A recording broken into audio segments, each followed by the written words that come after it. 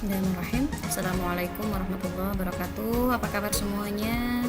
Saya doakan semoga Anda dan kita semua senantiasa diberikan kesehatan dan semoga Allah senantiasa memudahkan urusan kita. Baik, kembali lagi bersama saya Anissa di video pembelajaran terkait dengan perancangan basis data.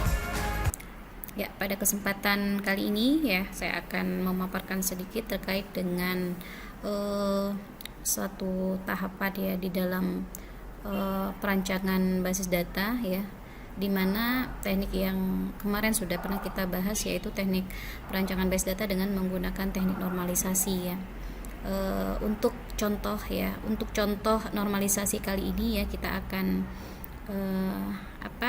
melihat ada suatu dokumen ya.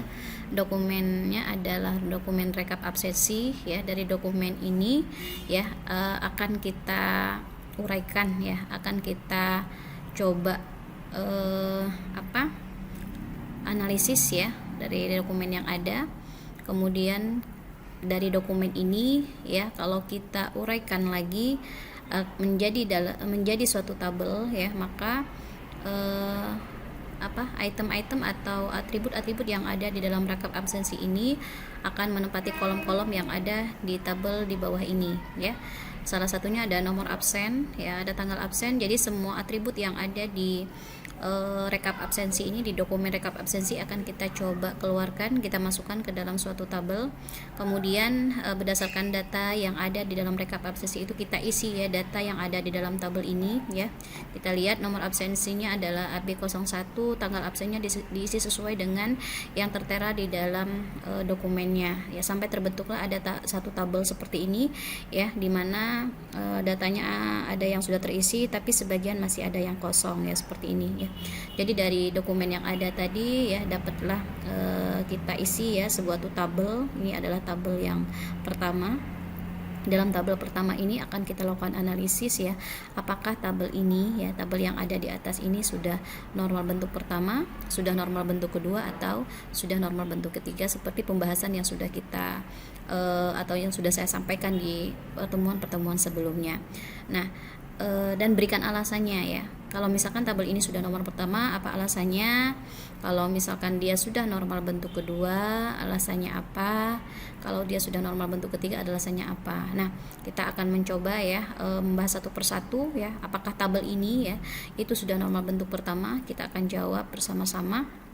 Ya, ini ada tabel 1 dan yang dihasilkan dari analisis dokumen yang ada tadi, yaitu dokumennya adalah rekap absensi. Kemudian tabel ini yaitu tabel 1 itu kalau dilihat dari penjelasan terkait dengan normal bentuk pertama, masih tabel ini belum normal bentuk pertama ya, karena masih ada repeating group dan perpotongan baris dan kolomnya itu masih ada yang kosong ya. Jadi bagaimana caranya agar dia bisa mencapai normal bentuk pertama ini ya, isi dulu datanya ya. Isi dulu perpotongan baris dan kolom yang masih kosong ini ya. Maka kita akan mencoba ya untuk mengisi datanya ya seperti ini. Maka setelah kita isi datanya, ternyata memang di record yang kedua yang kosong-kosong ini datanya sama dengan data yang record yang pertama ya, karena memang baik itu Ali, Budi ataupun Badu itu nomor absennya tetap sama, tanggalnya juga sama, tahun pelajarannya sama, semesternya juga sama, kode kelasnya sama, dan kelasnya juga sama. Makanya kita isi datanya ya seperti ini. Nah, kemudian kita akan lakukan analisis lagi ya, keterangan tabel 2 ya. Apakah tabel 2 ini sudah normal bentuk ke-1 ya? Berarti jawabannya iya ya. Jadi tabel yang kedua ini sudah normal bentuk ke-1 ya, atau 1NF ya.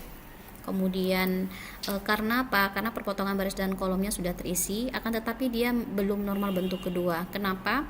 Karena sesuai dengan penjelasan yang sudah saya sampaikan ya, untuk bisa normal bentuk kedua itu kita juga harus menghilangkan yang namanya partial dependency. Maksudnya apa sih partial dependency gitu ya? Partial dependency itu adalah bahwasanya sebagian PK itu key-nya gitu ya, primary key-nya masih menentukan non key lainnya ya. Jadi kalau misalkan kita lihat ya di tabel 2 ini ya masih ada sebagian PK ya yang masih menentukan non key lainnya, dan kalau kita analisis bahwasanya kita lihat di sini ya, berarti nomor absen yang ini itu menjadi penentu ya untuk tanggal absennya, tanggal berapa, tahun pelajarannya, semesternya, kode kelas dan nama kelasnya, seperti ini ya. Ya, jadi nomor absen itu menjadi penentu untuk tanggal absen, tahun pelajarannya, semester, kode kelas dan nama kelasnya apa. Kemudian kita lihat lagi ya, ini juga PK ya, dia menjadi penentu untuk nama siswanya siapa. Jadi Ali ini ya bergantung kepada NISN-nya ya. Jadi kalau misalkan NIS-nya adalah 111 berarti namanya adalah Ali ya. Nah, kemudian ada lagi gitu ya. Ada lagi kalau kita lihat yang jumlah sakit, jumlah izin dan jumlah alpa ini sangat bergantung ya, bergantung sepenuhnya kepada apa? NISN ya, bergantung kepada NISN dan bergantung juga kepada nomor absennya gitu ya. Makanya di sini saya buatkan ada nomor absen ditambah dengan NISN ya. Itu menjadi penentu untuk atau bergantung sepenuhnya kepada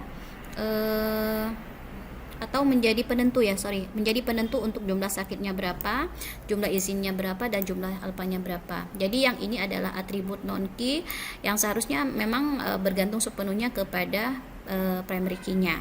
Ini juga bergantung sepenuhnya kepada ini juga bergantung sepenuhnya kepada yang ini. Ya, yang sebelah kiri itu adalah yang primary key-nya, yang ini adalah atribut non key yang bergantung sepenuhnya kepada primary key-nya.